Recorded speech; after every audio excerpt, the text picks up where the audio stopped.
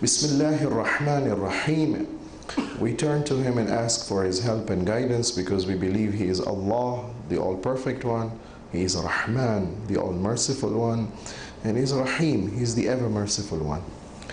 والصلاة والسلام على سيدنا ونبينا محمد وآله الطاهرين. And we send our salutations and respect and greetings to the Holy Prophet and on his holy progeny, who are the best guides for mankind till the end of time. Elders, brothers and sisters, Assalamu alaikum wa rahmatullah. The purpose of this gathering was to discuss something from the Quran, and I chose one surah, Surah Qiyamah, as an example.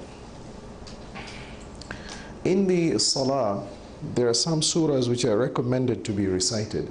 Short surahs, medium-sized surahs, and long surahs. This is of the surahs recommended in the Salah. This would be categorized as a long surah. It's roughly about a page and a half in the Uthman Taha script of the Quran. It's chapter number 75. It's a surah revealed in Mecca. Generally speaking, surahs which are revealed in Mecca, you would expect them to concentrate more on issues about the faith, because the Sharia had not yet been introduced fully. That is something that happens in Medina. In Mecca, the Prophet is still at the stage of inviting and attracting people to accept the truth. So mostly the discussion is, why don't you believe in God, and why don't you accept me as the Prophet, and this is the proof we have that there is life after death, the three pillars of the faith. This surah concentrates on the issue of Qiyamah, and the name of the surah itself tells us that. Oops, what happened? Why did it go dark? Oh, okay. One way to get an idea about the surah is to look at the outline of the surah as mentioned by some of the Mufassirin. You notice that the Qur'ans which are printed in the Indo-Pak subcontinent, they have on the margin the letter Ain, which is an indication of ruku' or rak'ah. That if you are to recite the Quran, this particular surah, and you want to break up the surah into portions, so at the Ain you can stop. That's for one rak'ah. So for example, Surah Yasin has got about 5 Ains. So 83 verses have been divided into 5 paragraphs, if you can label it so. Surah Qiyamah, this is done by scholars after the Prophet. It's got nothing to do with the Imams or the Prophet. These are scholars later on who have looked at the surah and the meaning, and they said, all right, this surah can be divided into 2 paragraphs, 3 paragraphs, 4 paragraphs. Surah Qiyamah has been divided into 2 paragraphs. It's got 40 verses, and they've divided into 2 paragraphs. Marhum Mir Ahmad Ali goes one step ahead. He doesn't only give you the 2 paragraphs, he gives it a title also. And then under the title he gives you subtitles. So you can get a summary of the whole surah just by looking at the title of the paragraph. So for example, Marhum Mir Ahmad Ali says that paragraph number 1, which is from ayah number 1 to 30, he titles it as resurrection. And then paragraph number 2 is ayah number 31 to ayah number 40, that the dead shall be resurrected. Under this, there are subtitles. I did not bring that copy of Marhum Mir Ahmad Ali. Do we have a copy here?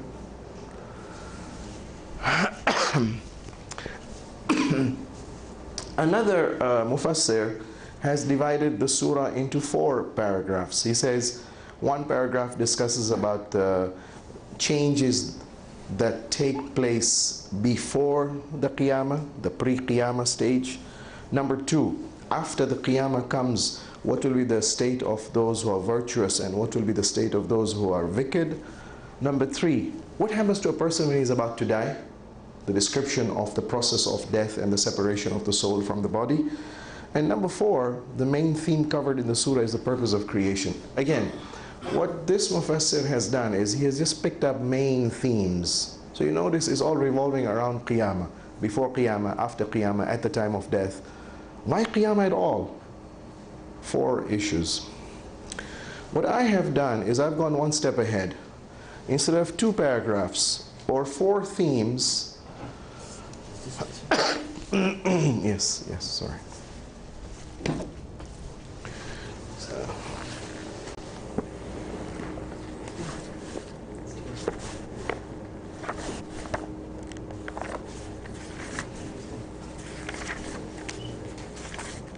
Okay, so under paragraph number 1, Marhum Mir Ahmad Ali has got the subtitles under resurrection. That's ayah number 1 to ayah number 30. He says, man will be resurrected, the moon will be darkened, the sun and the moon shall join together. Changes that will happen before the Qiyamah.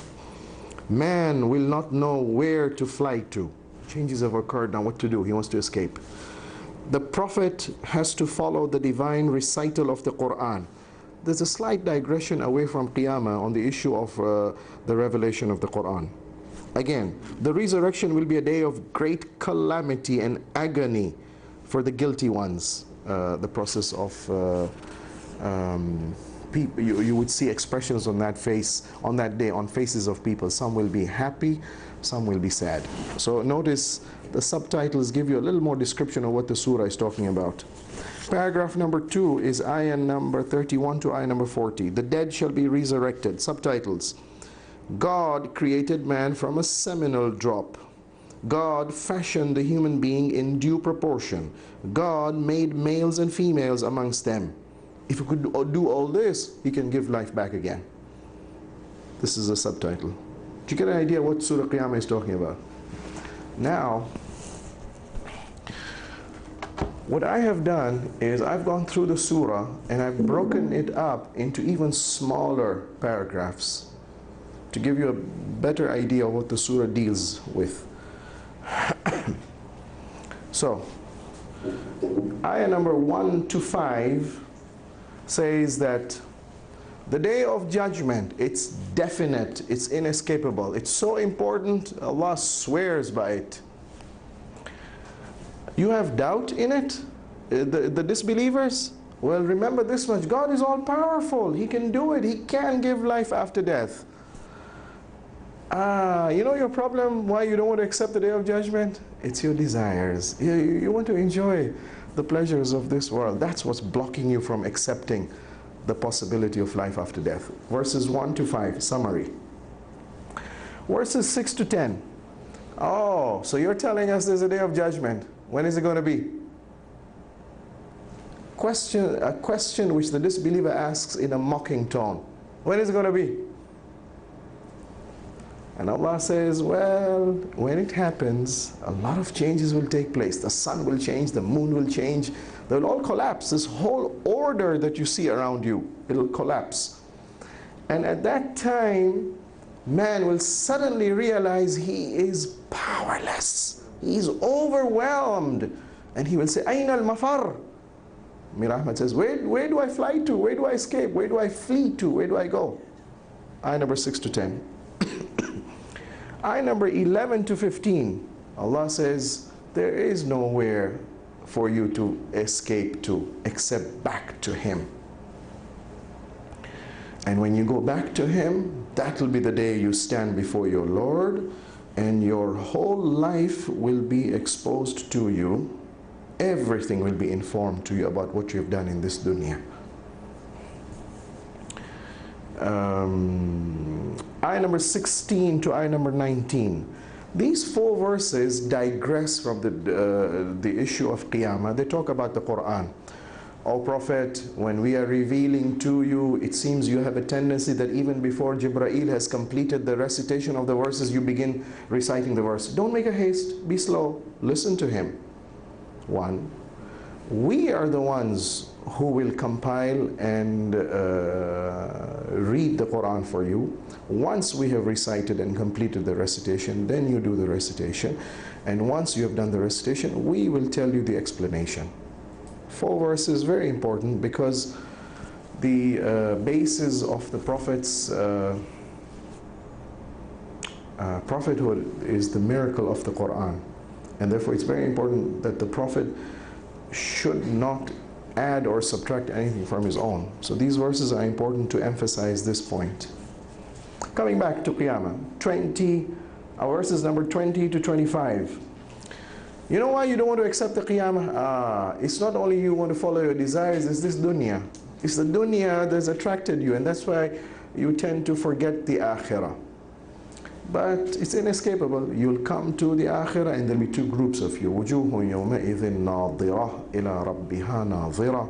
There'll be some faces on that day very happy and glad. They shall look at their Lord and they'll be overjoyed.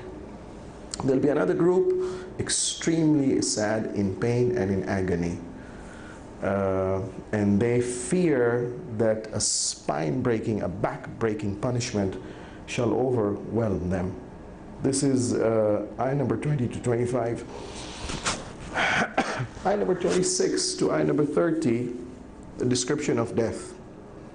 كَلَّا إِذَا بَلَغَتِ التَّرَاقِي. These people are doubting Qiyamah and the power of God on the Day of Judgment. Well, let's see how much power they have. Try to recall the details of the process of death. كَلَّا إِذَا بَلَغَتِ التَّرَاقِي وَقِيلَ مَنْ رَاقِي. At that time you will ask, where's the doctor? Who can save me? I'm going. It's reached up. I've lost power in my legs. I've lost power in my hands. It's reached up till here. The tarquwa is the throat. Taraqi, when it reaches here, I'm going. Is there anybody to stop? Help me. Man raqi. وَالْتَفَّتِ السَّاقِ بِالسَّاقِ إِلَىٰ رَبِّكَ يَوْمَئِذٍ الْمَسَاقِ. And you'll see him in his last moments. He'll be in deep pain.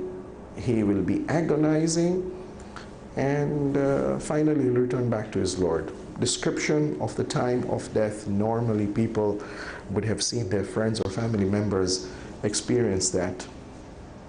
Ayah number 31 to 35. You know, the problem with this man is he's not ready to believe the truth. فَلَا صَدَّقَ وَلَا صَلَّى بَلْ كَذَّبَ وَتَوَلَّى ثُمَّ ذَهَبَ إِلَىٰ أَهْلِهِ يَتَمَطَّى أَوْلَى لَكَ فَأَوْلَى ثُمَّ أَوْلَى لَكَ فَأَوْلَى. Description of the arrogant denial. According to riwayah, this refers to Abu Jahl. But Abu Jahl is not the only person who can be characterized in this way. Arrogance and denial. This is the end result. They see the truth, but they don't want to accept. And they go away in pride. This is the description. And finally, ayah number 36 to ayah number 40. So, why don't you believe in Qiyamah? The signs of God are there. Changes will take place. The problem with you is you follow your desires. The problem with you is you have the love of the dunya. Don't you see the process of death? But after all this, the final 4 verses give 2 powerful proofs for why there must be Qiyamah. It's inescapable, it's unavoidable. One is God is all-wise. Haiwezekani, an all-wise Lord builds up this huge universe, and everything is placed in a specific position with a particular function and with a purpose, every bit and piece in place, and yet the whole creation has no purpose and human life has no purpose. Haiwezekani. There must be a purpose, and that purpose to be served is in the Qiyamah. Argument number 1. Argument number 2, power. Why do you doubt in Qiyamah? You were just a drop of sperm deposited in the womb, and then stage by stage this sperm grew, different stages of the embryo, till finally it became a fully grown fetus, either a male or a female, and then it was born. You doubt the possibility of Qiyamah? Well, it is already happening today. Look at the number of pregnant women. There's a Qiyamah happening inside them every day. 2 arguments. Power and wisdom. And the surah ends.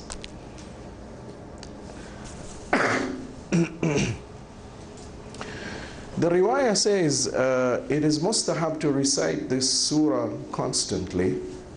Man admana qira'ata la uqsimu, whosoever continuously recites this surah la uqsimu, wa kana ya'malu biha, and then he acts on the message of the surah, ba'athahu Allahu yawm al-qiyamah ma'ahu fi qabrih. This surah shall give him company in his qabr. This surah will give him company on the day of judgment. This surah will give him company in the sirat, at the mizan. Why? Because a person who recites this surah and reminds himself of the message, gradually his mind and his heart is touched, it is softened, he realizes that there is a goal and purpose in life, he begins to prepare for it. It is that preparation that he does that creates this nur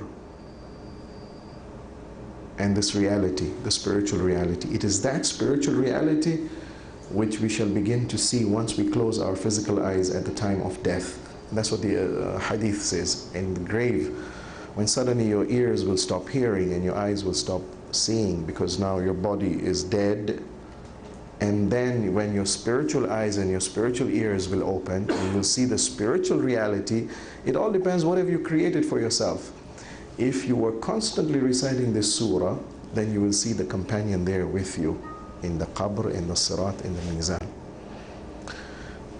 This is a brief, quick sketch, a bird's eye view, if you want, of the surah. We can go into details, but obviously we can't cover every ayah. We'll try to cover a few verses for this session, and then maybe in the next session we complete. So, ayah number 1. Bismillahir Rahmanir Rahim. La uqsimu biyawmil qiyamah wa la uqsimu bin nafsil lawwamah. I don't know how he's translating this. What it means is, I swear by the day of judgment, and I swear by the self-accusing nafs. Marhum Mir Ahmed Ali translates it as, nay, I swear by the day of resurrection. Nay, I swear by the self-accusing self. Notice how the Quran is drawing attention to the importance of Qiyamah. I swear by it. Normally when we swear by something, it's because we hold that object of oath in respect.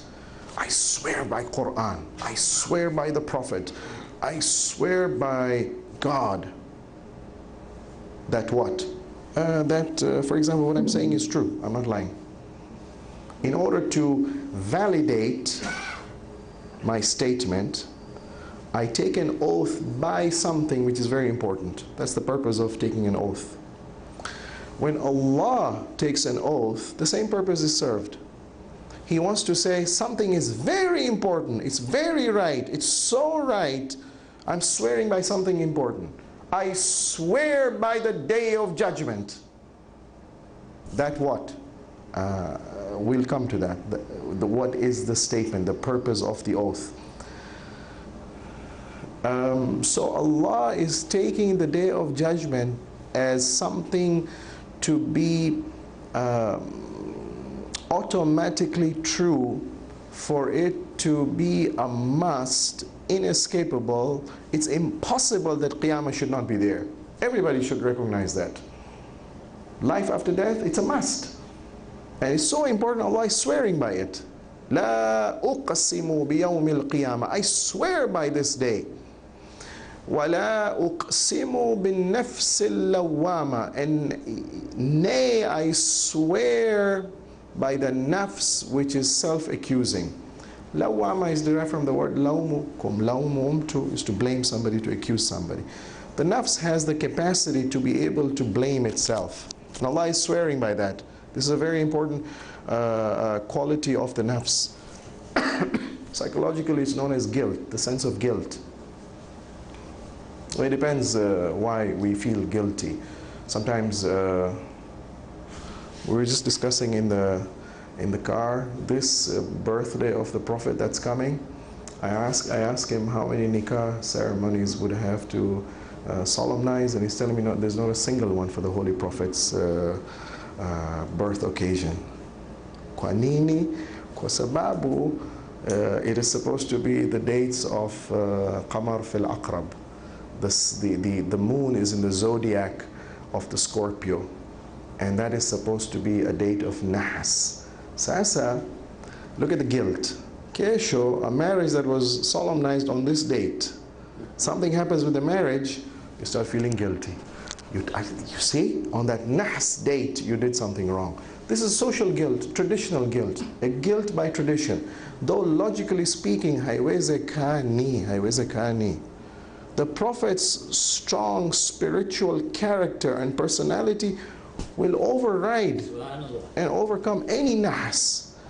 But here there's a strong tradition. So something goes wrong, you feel bad about yourself. That would be a guilt based on tradition. A social custom. You break that social custom and you feel social guilt. Or there's a law, you break the law. In countries where they're very strict, you break the traffic law and click, your car plate number has been recorded, and you expect, and I don't know, 3 counts and you're out, my friend. Your license is going to be confiscated, for example. So you have legal guilt, for example. Sometimes you have theological guilt because you have done something wrong according to your faith. So guilt can be for different reasons. But the important thing is this: every human being has been given the capacity to feel guilt on wrongdoing. Depends on what he has broken, which law. Whether it's a law set by a country, law set by God, law set by community, law set by family, law set by tradition. Depends on what law it is. But we have the capacity to feel a sense of guilt. And guilt can be different types. Sometimes you feel a sense of self-shame. Sometimes you feel a sense of self-punishment. Oh, I've done something so bad, I feel I should be beaten up. That's a sense of guilt, but in the form of self-punishment. Or, oh, I've done something wrong, and there's self-shame. You feel bad inside. That's self-shame. So guilt psychologically is inbuilt in human beings. And Allah says this is very good. It's very good. It's so good that Allah is swearing by it. La uqsimu bin nafsil lawwama. And I swear by this nafs capacity to blame itself and accuse itself on wrongdoing and feel bad about itself. Of course, there are conditions where psychologically some people overdo things, when they become over guilty, and it sometimes paralyzes them. That's wrong. But assuming that guilt has not reached an abnormal level, assuming that it is within the normal level, oh, I don't feel good, oh, I don't look good, oh, I didn't speak well, oh, I must be perfect, oh, anywhere I go, everyone should look at me, or everyone should appreciate me. I did so well. Nobody even said, Ahsantum, Barakallah. And I start feeling guilty. Wait a minute. Don't expect to live in a perfect world where everybody's going to appreciate every little move that you make. That is an abnormal guilt. It is an irrational expectation that something good should happen to you. It's irrational. And when it doesn't happen, you feel sorry and you feel guilty. You feel bad about yourself. Oh, I was not up to that standard. That's why they did not appreciate what I did. Well, your demands are too high for yourself. So no, I'm not talking about the abnormal guilt, the irrational guilt. I'm talking about the normal sense of guilt when we break a law set by the country, set by the government, set by a tradition, set by the community, set by God. Most important, by God. This capacity to feel guilt, very important. So important, Allah swears by it. La uqsimu bin nafsil lawwama. أَيَحْسَبُ الْإِنسَانُ أَنْ لَنْ نَجْمَعَ عِظَامًا. Sorry, the response is not mentioned. I swear by the Quran, I swear by God, I swear by the Prophet. You know, it rained a lot today. You swear for what? If the response is not mentioned, I swear by God that something, if it's not mentioned, it seems that the phrase or that statement is so obvious it doesn't need mentioning. لا أقسم بيوم القيامة لا أقسم بالنفس اللوامة. That what? That definitely you shall be resurrected. That is not mentioned in the Quran. It's taken as granted. It's inescapable. It's unavoidable. You must come back to life. You want proof for that? I swear by that day of judgment which is inescapable. I swear by this nafs. Listen, you are a small example of the big world. In your little world, your soul does not leave you without accounting, without accountability, without examining you, without blaming you, without accusing you, without questioning you. This nafs al-lawwama. Do you think this whole universe is going to leave you without questioning you? لا أقسم بالنفس اللوامة. أيحسب الإنسان أن لن نجمع عظامه. Man thinks okay, I've given a lot of references from other surahs. We'll have to skip that. Chapter 75, number 3.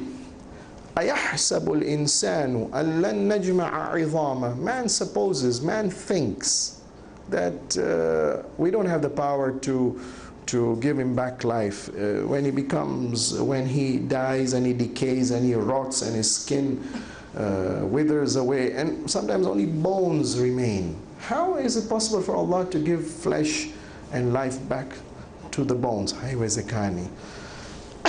أَيَحْسَبُ الْإِنسَانُ أَنْ لَنْ نَجْمَعَ عِظَامًا.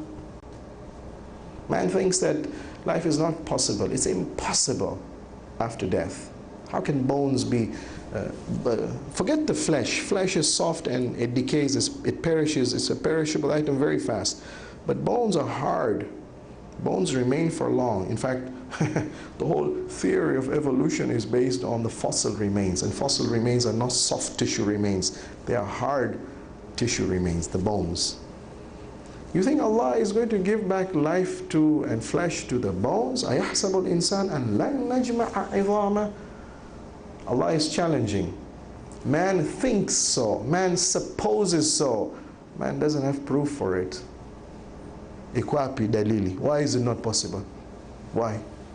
Just because you haven't seen it? Well, let me explain to you. Allah says, Bala, nay, qadirina ala an nusawwiya banana.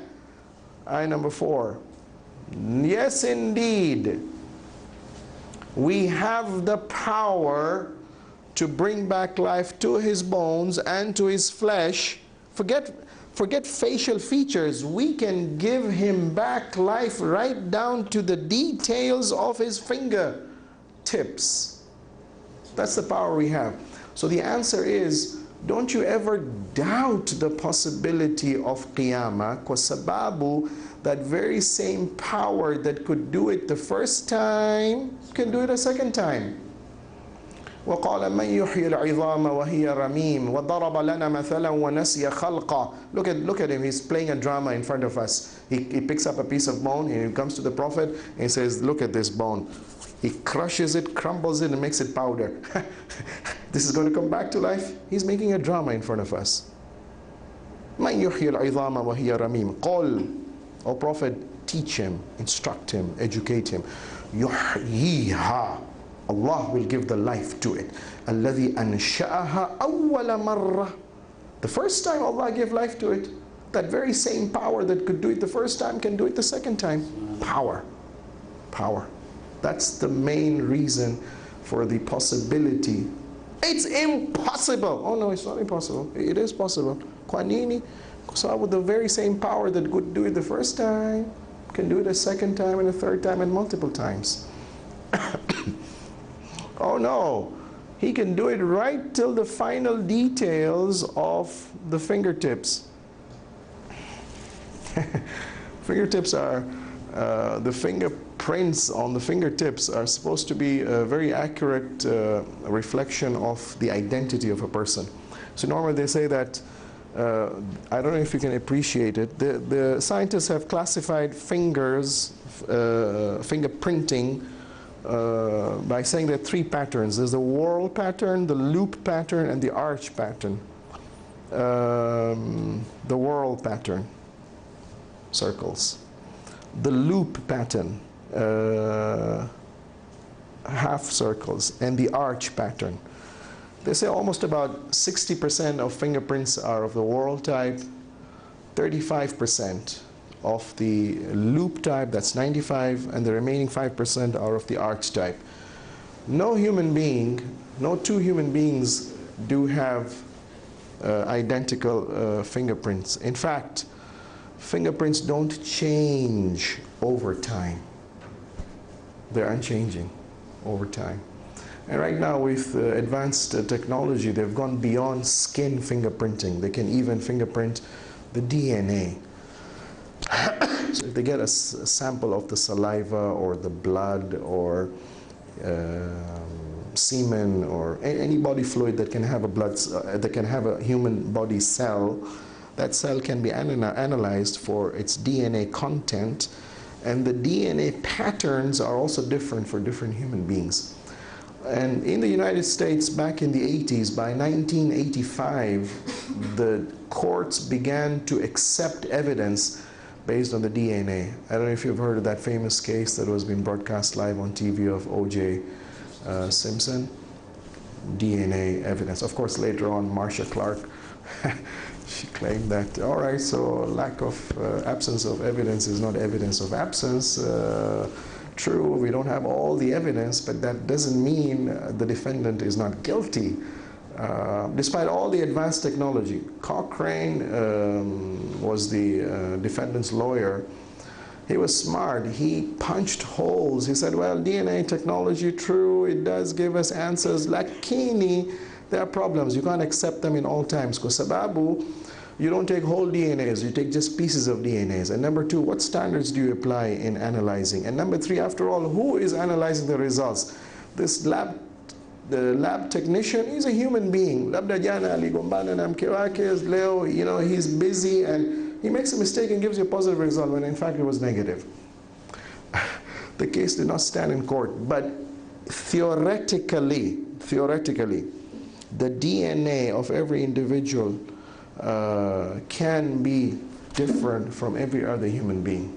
The Quran is telling us, because of God's power, He has the power to give life back to the bone, 1, to the flesh, 2, therefore to the facial characteristics, 3, no, to the fingerprints, 4, or let me add, to the DNA fingerprinting also, 5.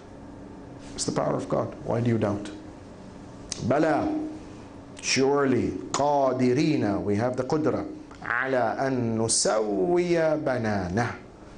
End of argument. Nobody can challenge that. Do you believe there is a God? 1. Do you believe He's all perfect? 2. Do you believe an all perfect God is all powerful? 3. Finish. Therefore He can do it. 4. But there are those, this obviously was addressed to the mushrikeen society at that time. At that time there were not many disbelievers in God. Idol worshippers believed in God. But they said, no, that God has representatives and we should worship the idols, though the Creator is God. They accepted God, but they then turned to idols.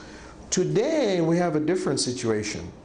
We have the number of disbelievers in God growing. So we have to have a different argument when we talk with them. But when we talk to people who believe in God, for them, this is the argument. Do you believe there is a God? Do you believe He's all perfect and therefore He's all powerful? Then definitely He can do it. Why are you doubting? There's one reason why you can doubt. Sorry, this was the DNA printing sample. There's one reason why you can doubt. Bal yuridul insanu liyafjura amamah. Nay, you know what the problem is why man doesn't want to accept the possibility of life after judgment? He doesn't have a logical reason. He doubts because the moment you tell him, excuse me, tomorrow you will have to be brought before the public. Tomorrow you will have to answer. You were given access to public funds. You were given power to make decisions for the public good. Now the public is going to challenge you. Why did you use this money for this particular project? What is your answer? Because he doesn't want to face the accountability. Because he wants to be free to do whatever he wants. There's no life after death. Desires are blocking his logic, but he doesn't have any logical reasoning for denying the Qiyamah. بل يريد الإنسان ليفجر أمامه. Ayah number 6 onwards then starts another paragraph. Let me stop here for the moment. Summary. The surah talks about Qiyamah from different angles, why it's a must, why some refuse to accept, what changes will happen before Qiyamah, why some people out of the love of dunya rejected, the changes that will happen at the time of death, and two powerful arguments why Qiyamah is a must and inescapable. If we keep on reciting this surah, keep on reminding ourselves of the reality of who we are, where are we going, what's going to happen there, we'll be more alert that we need to prepare ourselves for it. And that's the change the Quran wants to bring in our lives. If we have a habit of reciting the Quran every day, wonderful. If no, let's try to introduce it in our salah. It's mustahab to recite this surah in the salah. Wassalamu alaikum wa rahmatullah. Are there any clarifications or questions?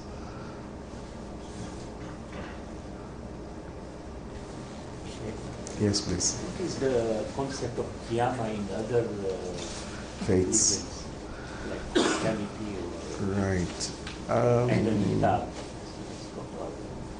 Basically, life after death, belief in life after death is common in all the three major monotheistic faiths. It's just that the details perhaps are discussed more in the Quran compared to the other books, number one. Number two, what has happened in Judaism versus Christianity is Judaism has emphasized more the justice of God.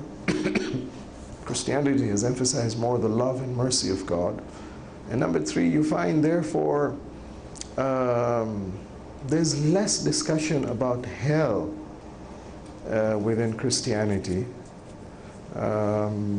because of this emphasis more on love and compassion and grace of Christ and of God. But the details, why Qiyamah should be there, what will happen before the Qiyamah, what will happen after the Qiyamah, the different stages of Qiyamah, and finally the description of Jannah and Jahannam, it's much more detailed in the Quran, to the extent that Allama Tabatabai says that there are hardly about, in 114 surahs, maybe there are about 10, 15 surahs only which have no mention of Jannah or Jahannam. Otherwise, every surah has some reference to it. It seems to be a fundamental article of faith that the Quran emphasizes on.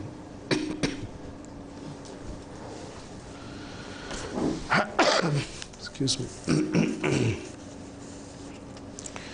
In the creation of the entire system of the universe, is it correct to assume that there is only one Qiyamah that is to come, or has there been other cycles of creation and Qiyamah? History has revealed remains of humans dating millions of years ago. Does this mean there were previous cycles of creations that happened and then came to an end, and now we're in another cycle? Kindly throw some light on this. Yes, there is a possibility.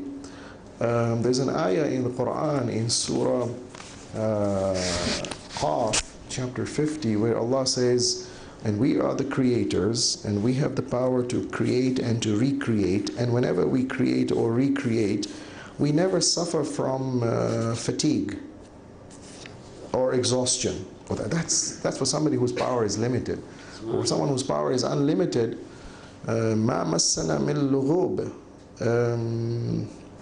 Ayah number 15, chapter number 50.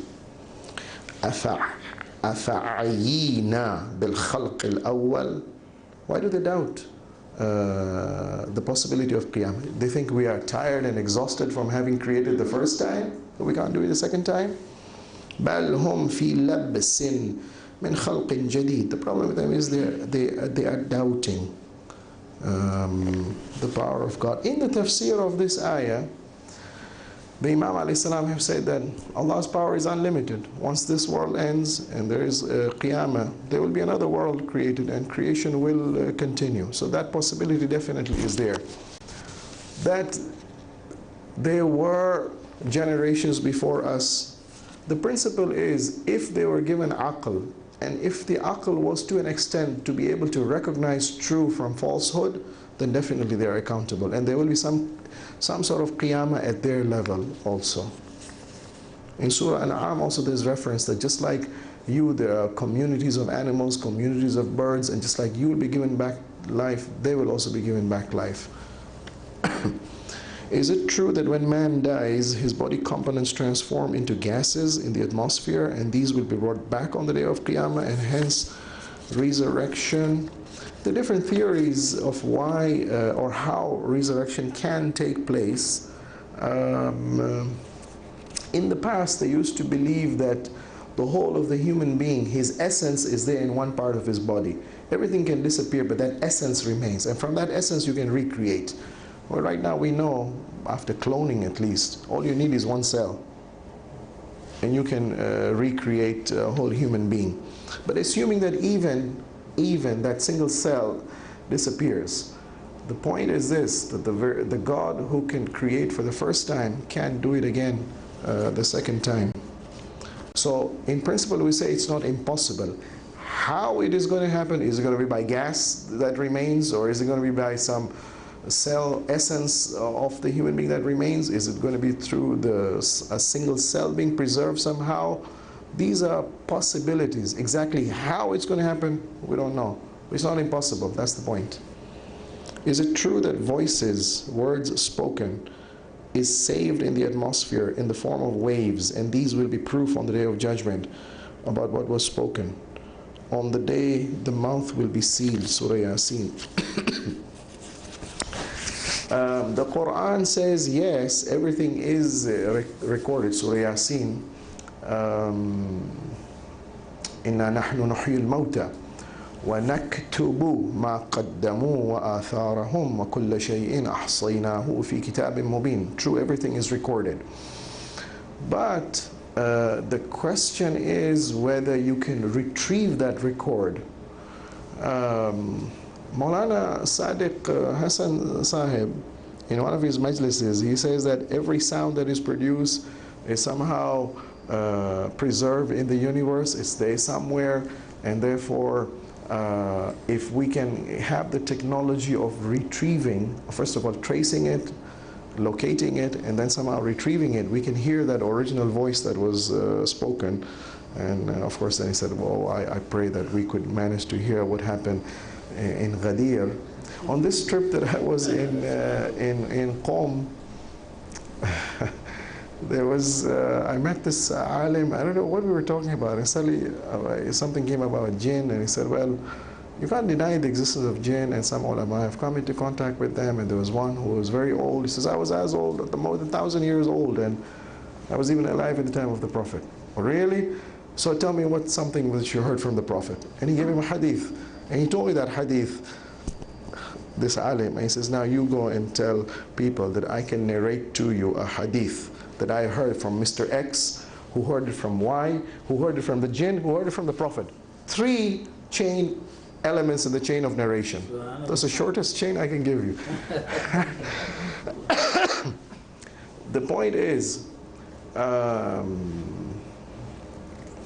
in the physical world, energy, sound waves are patterns of energy recorded in the air molecules. If this can be preserved somehow and then it can be retrieved, yes, why not? But there are different explanations of what's going to happen. One explanation is that this record is there in the time frame And if we can somehow transcend time, we can revisit a past period of time. And therefore we can see and hear and observe everything that happened in that particular time frame. It's as if it's recorded and preserved. September 11, 2001, that particular event is recorded in the history of the earth. We are now in 2007.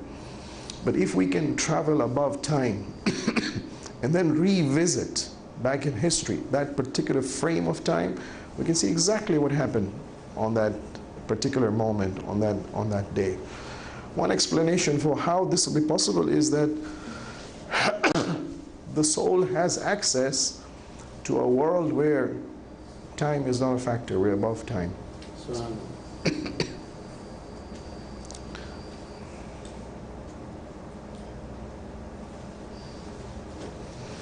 I had suggested that we should try to stop by 9 o'clock. So if you allow me, can I end the discussion here, inshallah? Let's pray to Allah to give us the tawfiq to always keep the memory and the experience of Qiyamah alive in our lives, and therefore to alert us to be ever ready for that occasion. Assalamu alaikum wa rahmatullah.